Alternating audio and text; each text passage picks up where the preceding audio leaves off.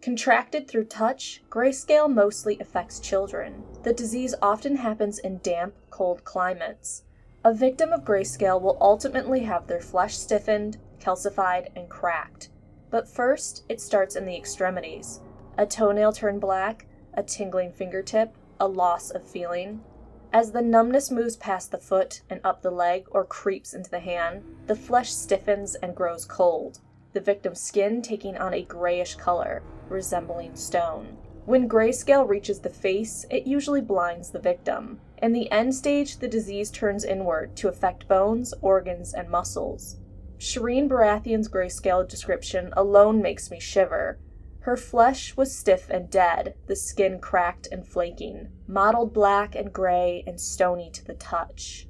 In the young, the disease typically passes, leaving the victim alive, but disabled and malformed. However, the children that caught Greyscale and survived are then immune to Grey Plague. It is believed limes, scalding hot baths, washing in vinegar, prayer, sacrifice, and fasting can stay the disease. Others believe cutting off the affected limb stops the spread, but that isn't always true. To test if you have Greyscale, you can prick a toe. If it hurts, you are safe. If you can't feel the blade, you should be afraid. People who survive Greyscale are believed by the free folk to be unclean. North of the Wall, those afflicted with Greyscale are poisoned, suffocated, or otherwise killed immediately. This is because the wildlings believe the Greyscale is never truly gone, but that it sleeps only to wake again. Adults don't usually survive Greyscale and are mostly rendered passive and considered feeble, clumsy, and witless. When an adult character in the book contracts the disease, he thinks, death, but slow. I still have time. A year, 2 years. Some stone men live for 10. Often Greyscale drives adults insane before killing the host.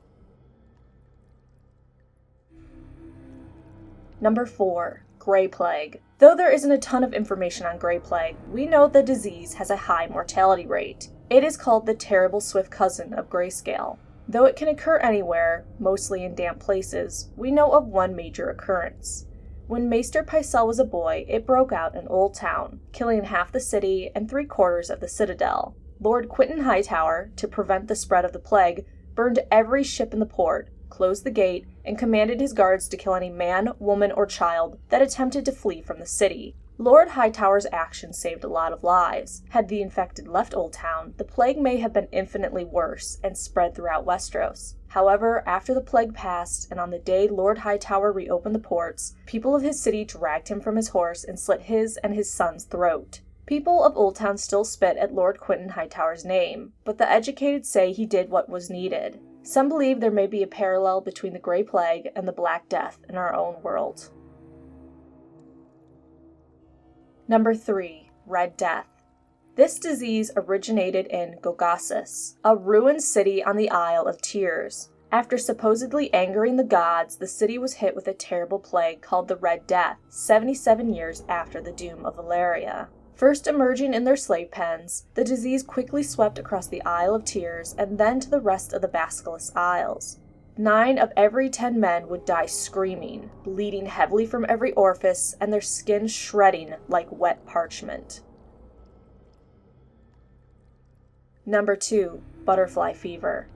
I put this as number 2 just because of the horrific description of how you die. On the island of Nath, a disease called butterfly fever exists. It is believed the butterflies of the island spread the disease, but those native to the land are immune. When visiting the island, the chances of dying from butterfly fever is relatively low if visitors only remain on the island for a few hours. The chance of contracting the disease is lower still if the individuals only come to shore at night, when the butterflies aren't active. Those that visit the island and aren't so lucky to escape without contracting the disease first develop a fever. Then the victim is seized by painful spasms, making the person appear to dance wildly and uncontrollably. At the end of butterfly fever, the afflicted sweat blood, and their flesh sloughs from their bones. Number 1. Great Spring Sickness. This plague devastated Westeros in 209 and 210 AC, killing tens of thousands of people. It hit the larger cities the hardest, except Dorne and the Vale, who had closed their ports and mountain passes when the disease began. It was bad in Lannisport and worse in Old Town, but King's Landing was hit the hardest by the Great Spring Sickness. There, 4 out of every 10 people, young and old, died. Strong men would wake in the morning healthy and be dead by night. The High Septon died along with a third of the most devout, and nearly all the Silent Sisters perished. The Targaryen king, Daeron II, was also a victim to this disease. At first, so many died at once that there was no time to bury the bodies. Instead, the corpses of those who had been affected were piled in the ruins of the Dragon Pit until they stood 10 feet high, and then they were burned by the pyromancers. At night, you could see the glow all through the city, the dark green glow of the wildfire. However, at the height of the plague, the corpses were burned by the pyromancers where they died.